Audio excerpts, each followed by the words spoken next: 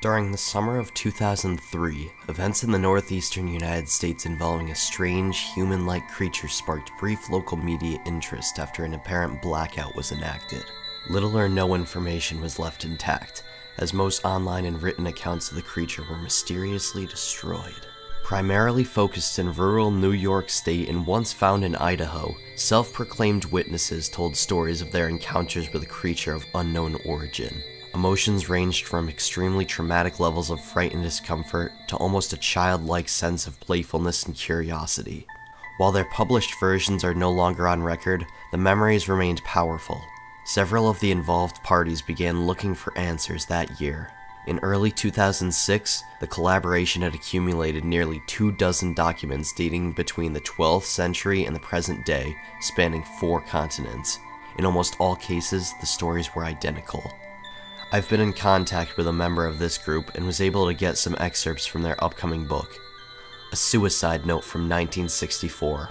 As I prepare to take my life, I feel it necessary to assuage any guilt or pain I have introduced through this act. It is not the fault of anyone other than him, for once I awoke and felt his presence, and once I awoke and saw his form. Once I awoke and heard his voice, and looked into his eyes. I cannot sleep without fear of what I might next awake to experience. I cannot ever wake. Goodbye. A journal entry translated from Spanish from 1880. I have experienced the greatest terror. I have experienced the greatest terror. I have experienced the greatest terror. I see his eyes when I close mine. They are hollow, black. They saw me and pierced me. His wet hand. I will not sleep. What follows is unintelligible text. A mariner's log from 1691. He came to me in my sleep. From the foot of my bed I felt a sensation. He took everything. We must return to England. We shall not return here again at the request of the Rake. From a witness in 2006. 3 years ago, I had just returned from a trip from Niagara Falls with my family for the 4th of July. We were all exhausted after a long day of driving, so my husband and I put the kids right to bed and called it a night. At about 4 a.m., I woke up thinking my husband had gotten up to use the restroom. I used the moments to steal back the sheets, only to wake him in the process. I apologized and told him I thought he had gotten out of bed. When he turned to face me, he gasped and pulled his feet up from the end of the bed so quickly his knee almost knocked me out of the bed. After adjusting to the dark for a half second, I was able to see what caused the strange reaction.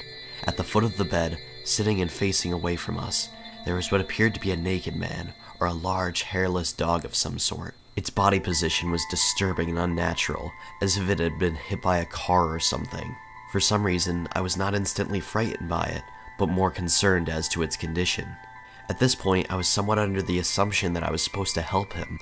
My husband was peering over his arm and knee, tucked in the fetal position, occasionally glancing at me before returning to the creature. In a flurry of motion, the creature scrambled around the side of the bed, and then crawled quickly in a flailing sort of motion right along the bed, until it was less than a foot from my husband's face. The creature was completely silent for about 30 seconds, or probably closer to 5, it just seemed like a while, just looking at my husband. The creature then placed its hand on his knee and ran into the hallway, leading to the kids' rooms. I screamed and ran for the light switch, playing to stop him before he hurt my children. When I got to the hallway, the light from the bedroom was enough to see it crouching and hunched over about 20 feet away. He turned around and looked directly at me, covered in blood. I flipped the switch on the wall and saw my daughter Clara. The creature ran down the stairs while my husband and I rushed to help our daughter. She was very badly injured and spoke only once more in her short life. She said, "He is the Rake." My husband drove his car into the lake that night while rushing our daughter to the hospital. They did not survive. Being a small town, news got around pretty quickly. The police were helpful at first, and the local newspaper took a lot of interest as well. However, the story was never published, and the local television news never followed up either. For several months, my son Justin and I stayed in a hotel near my parents' house. After we decided to return home, I began looking for answers myself. I eventually located a man in the next town over who had a similar story. We got in contact and began talking about our experience.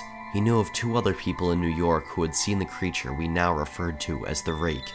It took the four of us about 2 solid years of hunting on the internet and writing letters to come up with a small collection of what we believe to be accounts of the Rake. None of them gave any details, history, or follow-up. One journal had an entry involving the creature in its first 3 pages, and never mentioned it again. A ship's log explained nothing of the encounter, saying only that they were told to leave by the Rake. That was the last entry in the log. There were, however, many instances where the creature's visit was one of a series of visits with the same person. Multiple people also mentioned being spoken to, my daughter included. This led us to wonder if the Rake had visited any of us before our last encounter. I set up a digital recorder near my bed and left it running all night, every night, for 2 weeks. I would tediously scan through the sounds of me rolling around in the bed each day when I woke up. By the end of the 2nd week, I was quite used to the occasional sound of sleep while blurring through the recording at 8 times the normal speed. This still took almost an hour every day. On the first day of the 3rd week, I thought I heard something different. What I found was a shrill voice. It was the Rake. I can't listen to it long enough to even begin to transcribe it. I haven't let anyone listen to it yet.